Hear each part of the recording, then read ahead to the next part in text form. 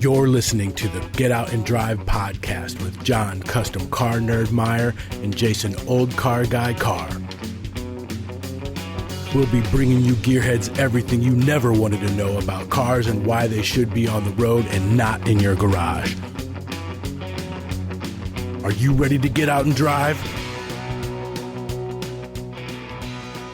Get those cars on the road October 2nd, 2022 to celebrate National Get Out and Drive Day. Visit nationalgetoutanddriveday.com for more info. We're already gearing up for National Get Out and Drive Day this October 2nd, 2022. So, John, every day we have more people signing up that they want to be a part of this National Get Out and Drive Day on social media. And Mark Davis is our most recent fellow who is part of the Cozy Cruisers from Mississippi, who is going to be taking part in National Get Out and Drive Day 2022. Yeah, he told us he's going to get his little boy and wife piled in the F-100 and just ride till they can't afford it anymore. How far can they possibly go? I'm thinking if they wanted to go someplace expensive, the gas station seems a pretty good place these days. Yes, the gas station. And honey, I'll even pump it for you. Wow. So, John, I've got another hot topic, and I think this is something that is going to raise a few eyebrows. It's going to get a few people talking, and I think the opportunity for our listener hotline to gain some traction is going to happen with this episode. No warning, like smack me in the head. You know, when you say I'm going to do it on 3, just go on like 1.5. Ready, set, go. Go, rip off that Band-Aid. Guys, today we are talking about flat rate shop repair. Oh my. That's like a minefield of terribleness. So bear with me. The reason why I want to bring this up is because there are pros and cons for flat rate shop repair. And I want to make myself 100% clear right now. I am absolutely, positively, 100% against flat rate shop repair. Against, so you don't want it at all. You don't like it. I don't like it. And I'll tell you, we'll get to it. We'll get to why. But for those of you who are listening who don't know or don't understand what flat rate shop repair is, that is a predetermined set amount of time that it takes to repair your car based on the job is generally what you would get charged. And I'll give you an example. John brings his 89 Jeep Cherokee. Brand new 89 Jeep. Yes. Into the shop, and it needs a outer tie rod. So John goes in, talks to the service manager. Service manager says, okay, what year, make, and model of vehicle you have? John tells him, and he says, I've got a shake in the wheel. We'll bring it in. We'll check it out. So they go in, they determine it's an outer tie rod end, and they say, well, an outer tie rod end books for 0.6. What's your labor rate? Our labor rate is $110 an hour. Okay. So you're going to tell me that at $110 an hour, 0.6 is going to equal X number of dollars. I don't know the math. I'm not very good at it, but something tells me it's probably around 60 something dollars. So they take the Jeep, they go in, and in 15 minutes, the Jeep's sitting back out in the parking lot. Service manager is coming up to John, say, John, your Jeep is ready. Your bill is $100 and whatever dollars.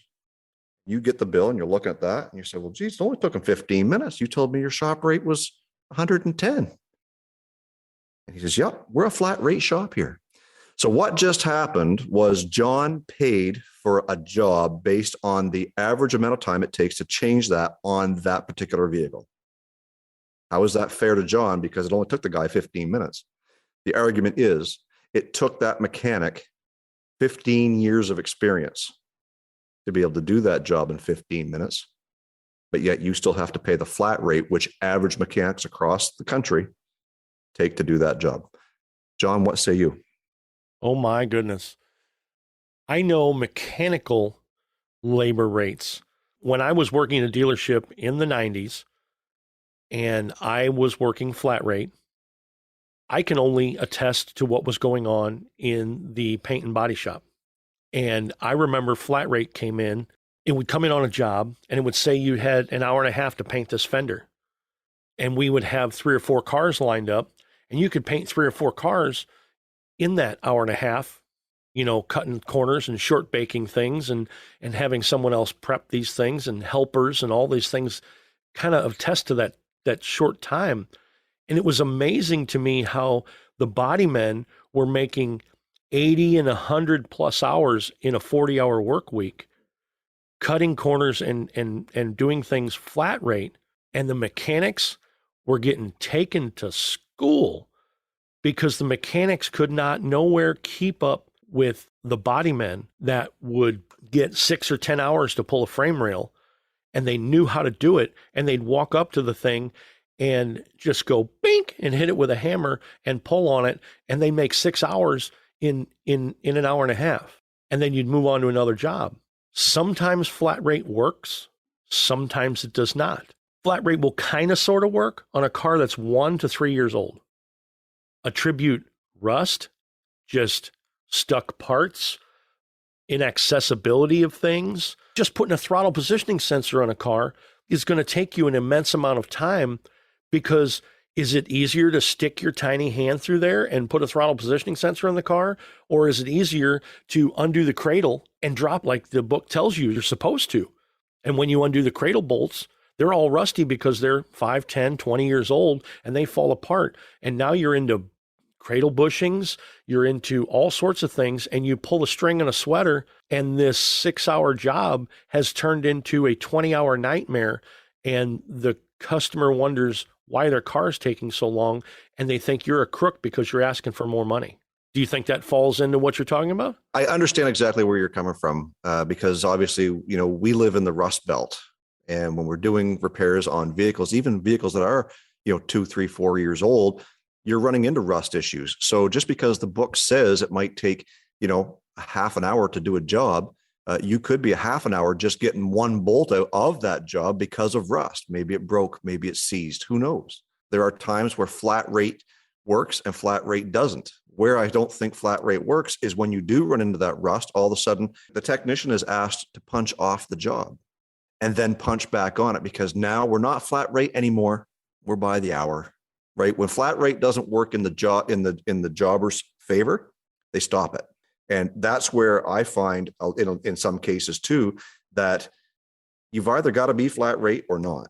If you're going to charge 0.6 on a job to do something that takes you 15 minutes, well, that extra time that you've made money on needs to make up for, at some point in time, the job that took you twice as long because of rust or because of a part or whatever. We've always been, at my business, we've always been a straight time. Our shop rate in our small town here where we are is $65 an hour. So a customer comes in to do a job. If it takes a little bit longer, it's straight time. We punched in. He's going to work on it for 2.5 hours, whether the book said it took an hour to do it or not. And sometimes it's our experience that allows us to do it quicker. Sometimes it's rust that doesn't. There's no reason why the mechanic has to pay for something that's out of his control, like rust, a broken bolt. And that's true. And like I said, I think flat rate works, and the book is written on a brand new vehicle, because I can read flat rate times, and another shop that I worked at tried to use them for restoration, and that crashed and burned like a mad dog. Tried to use mid-70s era flat rate books to repair mid-year, which is 63 to 67 Corvettes, and then the disco Corvettes to 68 to 82. And I worked at that shop, and they said, oh, well, this right front fender section from the body line down, it should take you, this 3 hours to put in this skin. And that's not true, because now those cars have become collector's items, and they're no longer generic collision jobs that you whip through and get done as transportation. You have to restore this car in a manner that you feel that's going to exceed the customer's expectations, and it's going to be an extremely professional job, and the customer's going to have it perfect. The flat rate book doesn't apply anymore to auto restoration. It just doesn't do that at all. You can use the book mainly as a reference guide, but in auto restoration and paint work and things, flat rate doesn't work unless you're in a dealership that has a 1 to 3 or 5-year-old cars that you're working on. Now, late model cars with broken clips and tiny pieces and re-engineered crap that all these engineers have engineered, that the bumper snaps on with 2 screws and a whole bunch of clips, and you breathe on it and all these clips are broken and they're not available anymore. That type of thing, that part takes the book time and throws it out the window. Because again, when it was new, flat rate book time worked. But now these Hondas that have evolved since the mid to late 90s with tiny clips and push pins and all this stuff, you can't just go to the dealer and buy that stuff anymore. There's things that are 5 years old that you can't get parts for and they're obsolete. There's no way to apply book time to that anymore. So I guess in a nutshell, like I said before, book time flat rate applies to a car that is current model year up to 5 years old. End of story for me. That is in collision repair.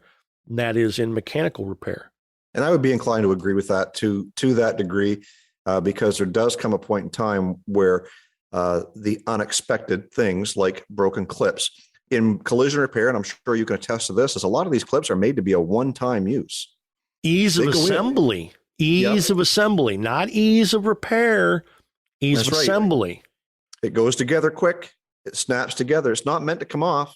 That's why they're engineered the way they are. Can they come off and be not broken? Maybe, but you got to be able to get to it. Well, you're not going to be able to get to a piece of body clad molding on the outside of a door or a fender. It just doesn't happen. No. Remember the Pontiac Aztec that came out in 2000? Oh, yeah. They had all that body cladding. Oh, yeah. The only way you were getting any of that off was to rip it. Right. That and an avalanche. Right? Yep, exactly. Same thing. And today, like you go and you look at what years were they?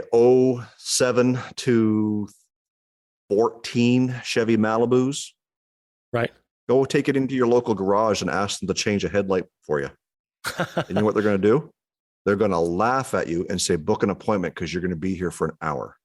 Well, you got to take the whole cap off the front. You got to take the whole bumper cover off the front just to change a headlight bulb because the engineers thought it was going to be cool to not allow a 3-year-old child's hand to slip down in behind that headlight and change a light bulb. They felt, no, we're going to take the bumper off because we've made our headlights so good and the bulbs so good that they're not going to blow out for 10 years. Okay, fine. But what happens to that poor guy like me who's buying that car when it's 10 years old, who's got to put that headlight bulb in, right? But it doesn't matter. It doesn't matter because it's today is today. And 10 years from now, it's 10 years from now. And who cares? Yeah. And we moved on. You call up a garage and you say, how much is it going to cost for a headlight bulb? And a smart service advisor is going to say, well, what kind of vehicle is it, ma'am? What kind of vehicle is it, sir?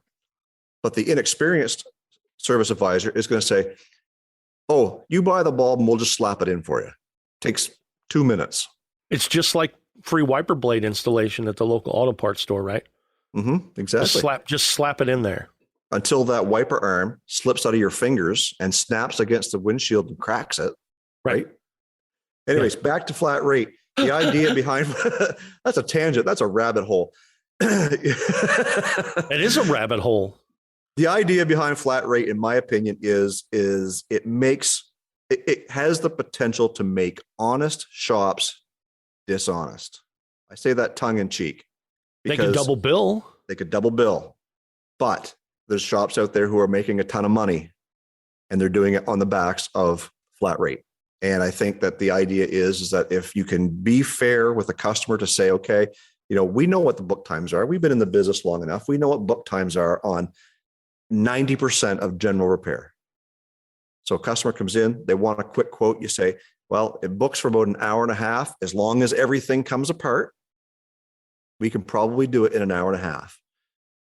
But because your car is 7 years old, we do have rust to contend with. If we have broken bolts or we got to get in there, it's going to be more. What do you charge an hour? We charge $65 an hour. There's some jobs that customers come in and they ask us, how much is it going to cost? And we say $65 an hour. Yes. Well, how long is it going to take? I don't know. $65 an hour. I have no idea. Correct. So at the end of the day, is flat rate beneficial to the average automotive repair shop? Apply, and I agree. I wholeheartedly agree with what you're saying. Apply that same logic to a restaurant. Does it work? Do you as a customer want to go into a shop and give them carte blanche to work on your car and you don't know what the outcome is going to be.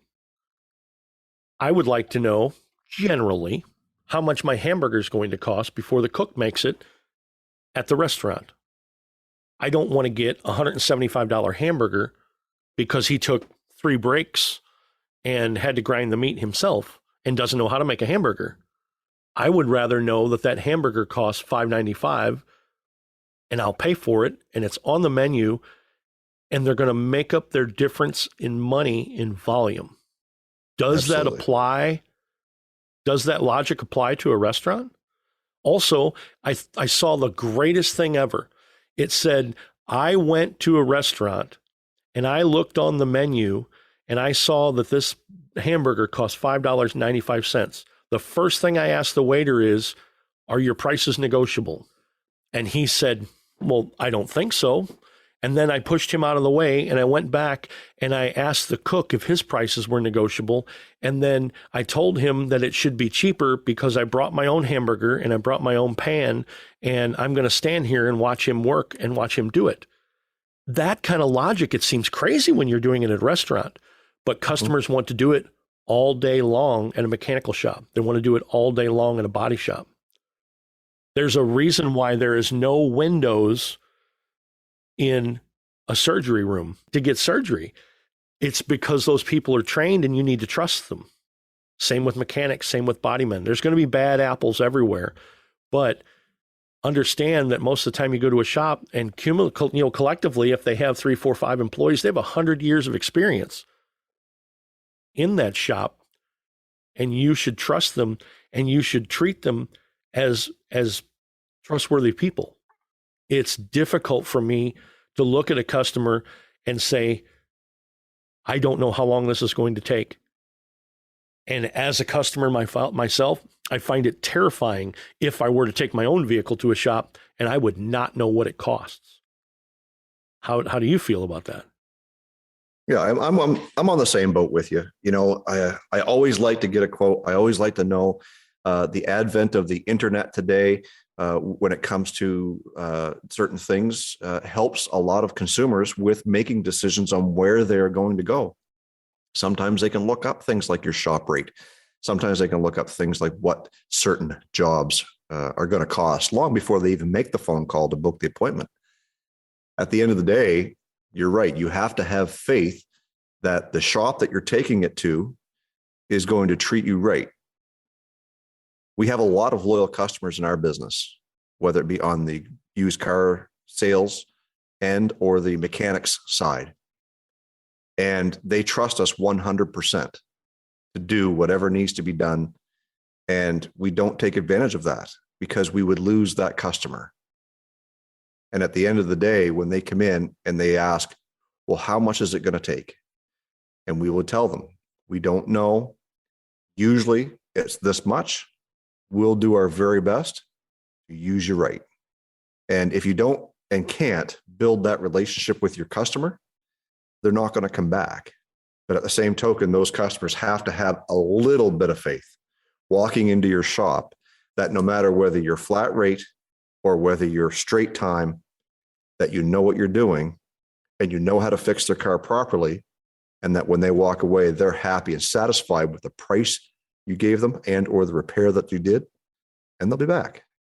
That's true. And the customer has to understand that they are putting their own and their family's safety in your hands by buying quality parts, installing them correctly, just being forthright and saying, hey, keeping the customer informed is a huge deal. As soon as you break the bolt on Joe Customer's car, don't hide it and whip it together and try and do your best to finish the job. If you call the customer and explain to them, hey, this broke on your car and this is why, from age or from whatever, I think that's very important with customer relations. Yeah. And I think moving forward, if you're listening to this podcast, either on your phone, in your car, wherever you listen to your favorite podcast, just know that what John and I are talking about today in this episode comes with years of experience. We've seen a lot. We've dealt with a lot of customers. We've been there. We've done that.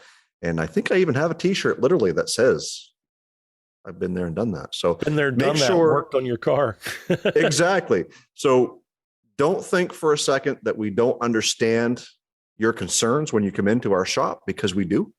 But I also understand that when you pay the price you pay, there are other places in town that might be able to do it a little bit cheaper. There might be places in town that will charge you more. But regardless, you have to find what fits for you. You have to find the garage that's willing to work with you and build a relationship with them.